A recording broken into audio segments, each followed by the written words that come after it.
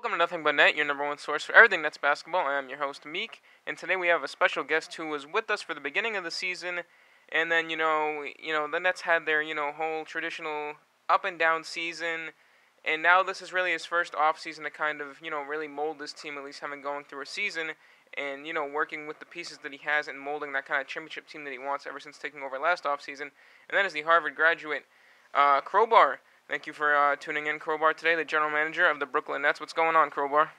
It's going pretty good. I haven't been on the show in a while, but I'm glad to be back. It's gonna be it was a fun off season, and I can't wait to break it down with you guys. All right, awesome. So we're going to get some fans on a little bit, but first off, why don't you go ahead? The offseason is winding down, and bearing any other moves or unfortunate injuries, the team is basically set. So can you go ahead and explain some of these key moves? So, for example, is trading Joe Johnson and Allen Anderson to the Blazers. Also, some of those draft picks with Winslow and Bobby Portis. And also the rumors about Paul Millsap and even trading Aaron Aflalo also as well, and getting Patrick Patterson in Brooklyn. So go ahead and break those down for us, and let us know what your thought process was. All right. Well, first I want to get into the re-signing because that was way back in the early start of the summer. We brought back Corey Jefferson. He's been really solid for us on the bench last season. We brought back Mirza Teletovic, not a great solid bench piece. Unfortunately, we did not bring Markel Brown back and Kevin Garnett. I wanted to wait a little bit on Markel and to make sure that we can get the starters that we wanted to. And unfortunately, Markel was asking for a little bit too much than we could afford, so we weren't able to bring him back this season. And Kevin Garnett was just getting too old, so we just felt like it wasn't necessary to bring him back. As for the draft picks, we ended up picking up Justice Winslow from Duke University, and I'm very excited to see him be on the court. He's got star potential. He's a lockdown defender. That's what he's more known for, but he will also be able to knock down some shots. We'll have to develop his shooting a little bit more as he goes, but he's still a very great player, and he will be our number one small forward going into the season. As for the 19th pick, which we had from the Hawks, we ended up getting Bobby Portis out of Arkansas. Another great power forward. I don't know if he'll be the starter of the future, but he's another great rebounder, and always great to have a great rebounder, and he's a decent post defender, so he should be good. And then the last one pick we had was second round, 15th overall. We got Kennedy Meeks from down the road from Duke, UNC. Another great rebounder. He will be backing up Mason Plumlee this season, and we're going to see where he goes from there. Um, right after the draft, we ended up trading Joe Johnson and Allen Anderson, and the reason I did that was because we needed to clear some cap space, and Joe Johnson had a large contract, and he was starting to get older, so we ended up trading him to the Trailblazers, and we picked up Alan Crabb, who was on a small contract, 23 years old, shooting guard, a great shooter, knockdown shooter, so we ended up getting a great shooter for a really good price, and he's young, so he could develop pretty well, and yeah, but moving on to the free agency, the rumors are true. We did try and go after Paul Millsap. That was the number one concern that I wanted. I wanted a really good power forward, so we went after Millsap, and unfortunately, he decided to go with the Knicks, so we weren't able to get him. But the second thing I wanted to get was a shooting guard, and we ended up getting Wesley Matthews, who is another great shooter, and he had we got a bit more of a bang for a buck for Wesley Matthews.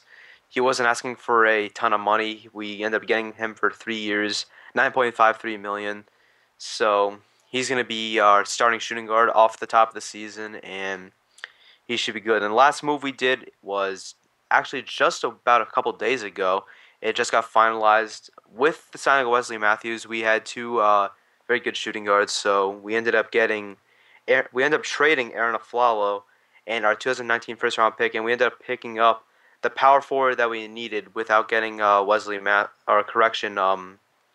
Millsap. We got Patrick Patterson from the Toronto Raptors, and along with him came a first rounder for this year that belongs to the Nuggets. So that's some moves we did. So All right. Yeah. So pretty awesome stuff, Crowbar. Pretty awesome. I know some Nets fans are really happy with the future of this team now. When seeing the team before is much older, and a lot of fans were kind of worried about this team where it was going. And I know ESPN actually had this team as the 30th, I believe, worst franchise as far as their future going into it. I mean, the only piece they had was Mason Plumlee. But let's go ahead and take on a fan here. You guys can go ahead and ask the GM Crowbar here questions. We're gonna go ahead and get a call in from Albany, New York. What is going on, Eric Cartman? Hey guys, how are y'all doing? I'm doing pretty well. I just had one question for the GM. With the Nets, trading away Joe Johnson and Aaron Aflalo, do you expect a drop in scoring? And if so, how will you fix it? I do not expect a drop in scoring because with trading them, we ended up picking up Alan Crabb. With trading those two guys, we ended up picking up Alan Crabb, Wesley Matthews with the free agent signing, and we got Patrick Patterson in the Aaron Aflalo trade. All those guys are knockdown shooters. They can score pretty well. Wesley Matthews, I feel like, can be our #1 scoring option for this season. Great shooter, so I don't see us losing any offensive scoring, and Yeah. Well, I mean, with the moves that you made, I really, I have to agree. I really like what it's going. I think Crabby could be or Crab, however you pronounce his last name, could be a nice weapon for you guys off the bench this year. Oh yeah, yeah, he's gonna be one of our top guys off the bench. Just bringing some scoring as he comes off the bench. So that's one of the reasons that we got him with the Aflalo trade. Nice. All right, well, thank you, Cartman, for calling in from Albany, New York, and make sure you get your tickets to the Brooklyn Nets this year. Now, let's go ahead and call in another Nets fan. We got DeAndre from Brooklyn. What's going on, DeAndre? What's up? All right, so DeAndre, what is your question for the general manager of the Brooklyn Nets, Crowbar? Let me just ask you this: are you trying to win basketball games? Of course I am. I mean, that's my job. Now, if you're trying to win basketball games, how come you just said that Wesley Matthews is going to be your #1 scoring option? Do you know how utterly ridiculous that is? Well, I mean, he's a great shooter. All he does is shoot the basketball. I mean, you need to shoot the basketball to win basketball games. Okay, but that's all he can do. He's a spot-up shooter at best. Why is he going to be your #1 scoring option? Are you trying to shit this team into the last place of the standing? No, we're not. What I'm trying to say is that he is going to be a great scorer. Like, he'll be able to get us the most points, in my opinion. But we also got Darren Williams, who will also be a great scoring option. But I feel like Wesley Matthews can be our best scorer and get us the most points. Mason Plumlee, he's going to be a guy that's going to be more out there to be grabbing a lot of rebounds.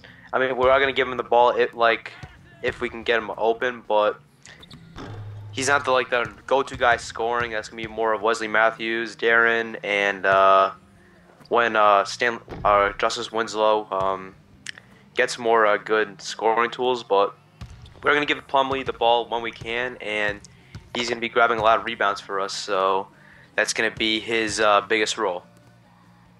All right. Now, DeAndre, do you have any more questions for Crowbar before we wrap up the show? No, I just want to say if there's not good results on the basketball court this season, I will be a Knicks fan. All right, DeAndre. Well, we hope that doesn't happen. I hope you can come out and support the Nets, and hopefully it should be a good season for us. All right, awesome.